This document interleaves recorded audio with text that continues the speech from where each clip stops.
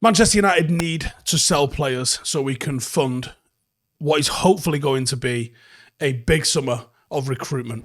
In this video, I'm going to take a look at how I think Manchester United can generate significant revenue to balance the books and deal with the issue that we've got with FFP, which is stopping us signing players in this January transfer window. Now, some players are going to leave and some players you expect are going to be sold, and maybe there's some that you don't expect will also be sold. But I'm going to get into that. Let me know your thoughts when we get to the end of the video. I'm going to try and raise a significant amount of money because I think United's rebuild is going to require a significant amount of money. Now, of course, those transfer fees do help. They go straight into the bottom line, but also eradicating our wage commitment also helps as well. So we're going to balance the books. We're going to hopefully put ourselves in a far better position in regards to FFP. We're hopefully going to trim a little bit of fat from the squad and get ourselves some better players or more suitable players that can take us forward in the long run. Let's get into it. So as we know, INEOS and Sir Jim Ratcliffe are overseeing a massive overhaul, strategic overhaul at Manchester United, which is going to involve an updating of the recruitment. But I'm hoping it's going to involve some clever tactics when it comes to the transfer window. This clear out, this restructuring can't just happen when it comes to staff. It has to happen when it comes to the actual squad of players as well. So let's look at who I think needs to be made way. Now, Anthony, I think he's not worked. And by the time it gets to the summer, it'll have been 2 years of it not working for him. And I don't think bad signings can be allowed to persist. I think we go, okay, this did not work. Let's look to offload him and bring in someone that's going to be more suitable for us. Now, I don't think you're going to get anywhere near his full price that we paid for him, but I think you can still get 40. You might even get 50 for him if he manages to get some international appearances in as well.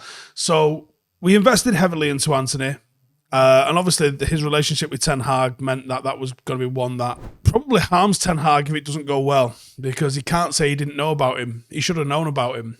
The deal saw him reunited with multiple former Ajax teammates, and he struggled both on and off the field since he joined. He's got 8 goals in 66 games, which is an abjectly not good enough return. I think those facts are worthy of at least putting him up for consideration to be moved on. Especially when you add in the rumour, which I think has got some truth to it, that one of the main reasons Sancho spat his dummy out was because of the continual playing of Anthony. Because I think the players are quite aware that this guy maybe isn't up to scratch. Now, Anthony has begun to lose his place in Ten Hag's strongest 11 of late, with Garnacho getting the nod to start on the right in the last 3 league matches. The writing could be on the wall. He just seems to lack the quality of a Manchester United player. His output is nowhere near good enough. I'm not sure he's got the temperament. And if it wasn't for the defensive output that he gives at times, which is a mad thing to say about a winger, then I don't even think he'd be getting close to the starting 11 at the moment. He's been woeful. This is an Obertan level signing that we've got ourselves. So he's got to go. And I think 40, maybe 50 million if you get the right circumstances, but you get 40 for him.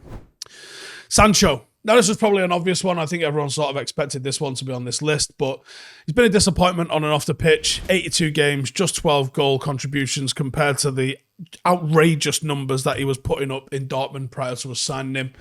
He hasn't played since falling out with Ten Hag earlier in the season due to his comments about standards in training, and I don't think he'll ever wear the Manchester United shirt again.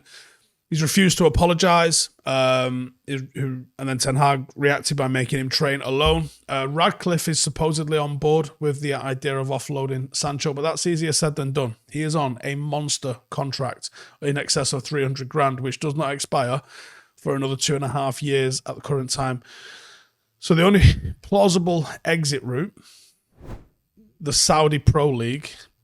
Don't think that excites Sancho in the slightest. A loan to Dortmund was a short-term solution. But if United is to be ruthless, then he needs to be sold. The only hope, I think, is that he does well at Dortmund, which he is doing. I'll give him credit that he is doing well at Dortmund.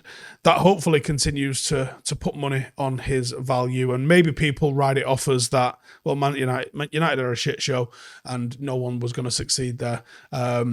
So maybe they're willing to take a chance on a boy as talented as Jadon Sancho is. Now, how much can we get for him? Won't be what we paid for him again. But if he can finish well this season, I think he can get 50. McTominay and Maguire. Not sure why I've put them together. Maybe because both were rumoured to be going to West Ham. Hello, is that West Ham? Valued at 40 million, McTominay was apparently in the summer. And we turned down 30 off West Ham, according to The Athletic. And West Ham also made a £30 million offer for Maguire, which United accepted. But Maguire made the decision to try and stick around in Ten Hag's team. And throughout his time at United, Maguire has endured a lot of criticism, some of it valid, some of it over the top. And it's become a lot worse over the last 12 months. And despite a little reprise with good performances just before Christmas, ultimately Maguire was found wanting when it comes to being of United's calibre. And I think it will be best for him if he draws a close to the chapter on his Manchester United career. And similar can be said for Scott McTominay. One that was probably not respected to where he should have been because of what qualities he brought to the side. I think he gets what it is to be a Manchester United player. He constantly says the right things, but I think he lacks the quality to be a Manchester United player. If he was happy to be a bit part squad player, I think probably before this season I would have been happy to keep him. This season, I think the defensive positions he's taken up, which I have to assume are a little bit down to him, although I guess they could be a little bit down to the manager as well, just haven't been good enough. And when he's played in midfield, the just lack of protection the defence gets is annoying. And you see the qualities Kobbie Mainoo has on the ball. Of course, Kobbie plays ahead of him, and I can't see that changing. So if there's an opportunity to offload both, see if West Ham can continue with being a European level team, that might be easier to sell the idea of going there for both players. And I think that would be about the right level for them. 65 million for the pair seems like good business to me. So what's that put us at now? About 165-ish million plus some significant wages off the books. Anthony's got to be on close to 2 ton. Sancho's over 300. Between Maguire and McTominay, you've got to think there's another 300 plus in there, maybe 400 across the two of them. So you're talking, maybe $750,000 taken off the wage bill a week. It's probably 35-40 million over the course of the year. Not bad, that. Not bad at all. So what's that? 200 mil so far? We're going again. Casemiro. Now, I like Casemiro.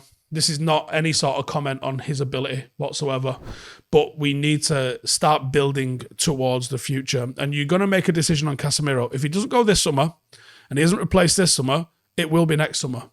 Because the amount of time left and the miles on the clock of Casemiro are not infinite. And I like him. I would maybe even go as far as say I love him. But we need someone that's going to come in and shoulder the responsibility to the same level. And this is a very, very, very, very important signing because even though he's only been here 18 months, Casemiro, I thought, was one of the reasons we were so good last season. We need someone who's a more dynamic number 6. I think the future for Kobbie Mainoo could lie as a number 6, but I think you might get more out of him as a number 8, as a genuine box-to-box number 8, which means that you're going to need a world-class 6 that's just going to do the mopping up alongside him and let Kobbie's ball-playing ability and IQ really come to the fore. I see Kobbie more in the Toni Kroos mould of that little quartet, or trio even. So you need someone that's going to have some big balanced responsibilities, both in possession and off the ball. And Casemiro is someone that he does an excellent job for Manchester United, but I think the amount you've got in his wages and the declining value associated with him because of his age, now would be the opportune moment. The only reason I could see you not doing this summer is because you think there's going to be X players come in and X players go in, and too much upheaval might mean too much settling next season. Let's have a familiar face in there with the experience, and we'll maybe take the hit on maybe losing another 10 or 15 million off his price tag by letting him go to Saudi next summer instead of this summer. But I can see a big case for him going. Like I said, this isn't a comment on his ability. This is a comment on getting the right value. So don't misconstrue what I'm saying here. He's on significant wages. We could save that, and he's going to be, probably the highest we might get for him if he manages to finish this summer strong. And I think you can get 30 million for him plus wages, which is big. He's on some significant cash. That puts us at what? 195 million, probably close to 250 million with the wages that we save as well. We're going all right here. $250 million off the books in one fell swoop. Next up, not so much. Donny van der Beek. 25 mil is all we're getting for him. We paid 40 for him. It'll be 4 years by the time we get rid of him in the summer, and he's just been an unmitigated disaster. I don't know if Ole Gunnar Solskjaer just didn't want him, but he definitely didn't fancy him. And then the guy that made him the player that he is came in, and he's had him for 18 months, and he's fucking never used him. I don't know what's going on with Donny van der Beek. I thought there was a lifeline for him once Erik ten Hag came in. I'm sure he thought there was a lifeline for him once Erik ten Hag came in, but it's just not happened for him. And so far, the loans haven't worked out for him either. He's under contract until June 2025. You might not even get 25 for him, but I'm putting 25 in because I'm an optimist. And getting him off the wage bill should be a priority. Far too long we've had players that just do not play for Manchester United wearing squad numbers for Manchester United. Be ruthless, say thank you very much, shake his hand, and then fuck him off out the door. So that puts us at 220 million, and let's probably call it somewhere in the region of 260, 265 with our wage bills that we've saved as well. And finally, Mason Greenwood. What can we get for Mason Greenwood? He's on loan at Getafe, and United have said he will not play for the club again. Clearly, United would like to sell Greenwood. He's got 3 goals and 4 assists in 16 appearances, but if you look at Twitter, you would think he had 16 goals and assists in 3 or 4 appearances, the way people are going on with himself. I've seen the clips. I haven't watched any of the full games. He's got some very impressive moments, as I would expect of a player of Mason Greenwood's calibre. There are links with Barcelona. Okay. And I'm sure there'll be more links with more people the later this goes on into the season. Now, I think you're getting 50 for him. I don't think you're getting 100. Even though I think he's a £100 million player, I think what's happened in the past still affects the value that you can get from him. And you might get 60. You can't accept less than 50 for him, especially if he has a good season. So I'm just going to say 50. I'm going to say 50. We get Mason Greenwood gone for 50. That puts us at 270, 275 sort of range. And well over 300 when it comes to what we've saved in terms of wages. And that would represent a pretty good summer for United. Now, I don't actually really want to see United go and buy anyone for 100 million in the summer. I would rather that we made the Ruben Dias sort of signings. What was he, 40 mil? Something like that? Let's go and make a load of £40 million signings. Good, solid, dependable, decent players that we think have got a bit of a ceiling on them that they haven't reached yet, rather than any fucking superstars or any nonsense like that. We've looked at Redondo, 8 mil. Get him. Get him. Not going to mess with your FFP. We don't need those £100 million signings. We need to build a squad, and a squad has to be assembled, not necessarily on the cheap, but it has to be assembled knowing that there is a budget to work with. Let me know your thoughts. Do you think that's a realistic set of targets? Would you put anyone else in there? There's a lot of people telling to say Marcus Rashford should be sold. Do you agree with that? Do you think Varane could go for any value whatsoever? Or do you think if he goes, it's going to be 10 million or less?